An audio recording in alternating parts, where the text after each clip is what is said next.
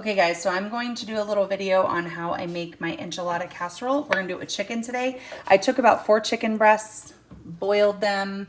You could also cook them in the Instapot, whatever works for you. Boiled them, cooked them good, and then I'm just shredding them manually, or you could put them in a bowl and use your hand mixer to shred it.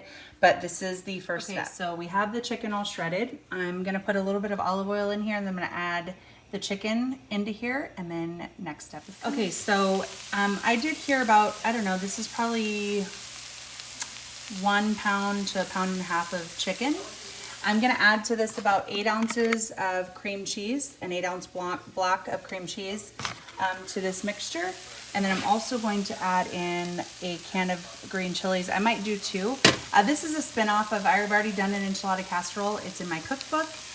But this is kind of a chicken one, and we're just kind of changing it up a little bit. Okay guys, so I've added the cream cheese, I added a can of the diced green chilies, and then I'm going to add a little bit of this leftover cilantro. Sean made some keto fuss soup. So I'm gonna add just some cilantro, not any real measurement, just to your liking. We love cilantro in my house, so I'm gonna be a little bit more, I'm gonna use a little bit more than probably some people would, and then we're gonna mix this all together and let it cook on low heat. So this is what it's looking like. We've cooked through the cream cheese. We added some cilantro, a few handfuls of cilantro. We added a can of diced green chilies, and then I'm going to just let this cook on low for a couple minutes, and I'm gonna add just a few shakes of this Kinder. It's literally salt, pink salt, pepper, and garlic. And then I'll show you guys the next step. Okay guys, so next I have a Pyrex dish here. I sprayed with some olive oil. You could also do the bigger one, whatever works for you. I sprayed this with olive oil. Then we're gonna put in 4 cropinis, and we're gonna start our first layer. So just take them out, and these are egg thin with cauliflower. They're gonna act kind of as like our tortillas for this recipe. Okay, so then once we have our first layer of our cropinis, we're gonna take that meat mixture that we just cooked, the chicken, and we're gonna divide that in half. And we're gonna put half of that meat mixture on to the cropinis here.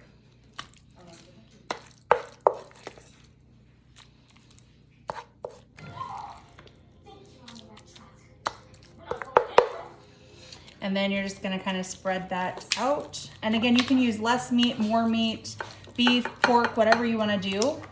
And honestly, with the amount of meat I made, I probably could have made a double batch, but we're still gonna just rock it out. So just make sure it's like all spread out. Then I have some organic red enchilada sauce. You could use a green sauce. For chicken, I think it's better, but the stores where we've been going because of this pandemic, we can't find the green enchilada sauce. So we're gonna use the red. We're just gonna put a layer all over and kind of spread that around. This is about a 10-ounce jar's worth in this bowl, and I don't really measure. I just kind of put it to where I want it and kind of just spread it out here all over. And then I try to also get a little bit of it on the cropinis so that they're not dry, you know, because this will be baking after we're done with this part. So just like that, and then I'll show you guys the next step. Okay guys, so then once we have that, we're gonna go repeat the first step by adding those cropinis again, because again, remember this is an enchilada casserole, so it's pretty much just like lasagna, just layering this stuff a few times. And guys, this is so good. We've made it with beef, we've made it with chicken. I think it would also be really good with pork. And then we like things a little bit spicier, well, my husband and my daughter, so I added cilantro and green chilies. But you know, make it however you want. After we've done this part, we're gonna add the rest of this meat mixture on top of here. Okay, so we added the rest of our meat mixture. Now we're gonna add some more enchilada sauce like we did on that first layer. And guys, this is so good. Honestly, I need to get a bigger Pyrex so I can make a bigger batch of this because my family loves it, even my picky daughter. So super good to have for dinner. Also, it heats up really nicely for leftovers. And like I said, you could even make a couple of them, freeze one. I'm gonna probably try that next time I make it, to just freeze one and see how it freezes. So I'm just putting this enchilada sauce all over like that. We have a little bit of our sauce left. Now the final step, I'll be right back to show you. All right guys, so final steps. We are gonna put a final layer of those cropinis on top here. And then we are just about done. We're gonna put these cropinis here.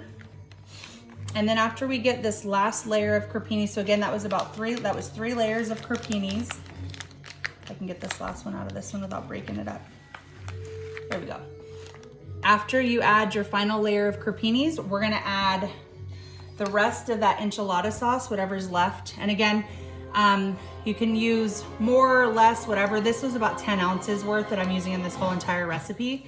And again, this will probably make like 6 big slices or 8 kind of smaller slices. So then we're just gonna kind of put this enchilada sauce all over.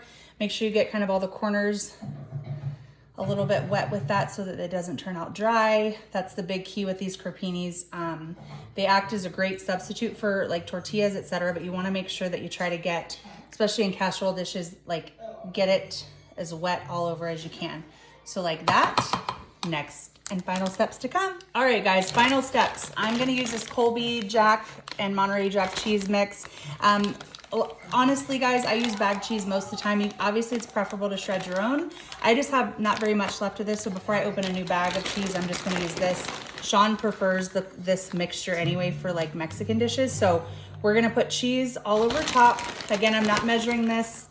Eye it to how you and your family like it. My husband loves cheese, and he'll be taking this for work meals for the next several days, so I'm kind of making it how him and my daughter would like it, which is with the more cheese, the better. So we're putting some cheese here, and we just don't have very much. We're just gonna pour the rest of it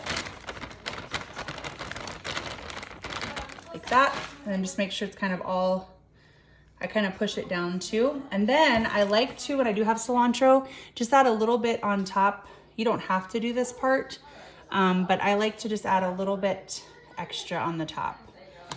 And then you guys are going to bake this at 400 for about 12 to 15 minutes, 20 to 25 minutes if it's a bigger dish.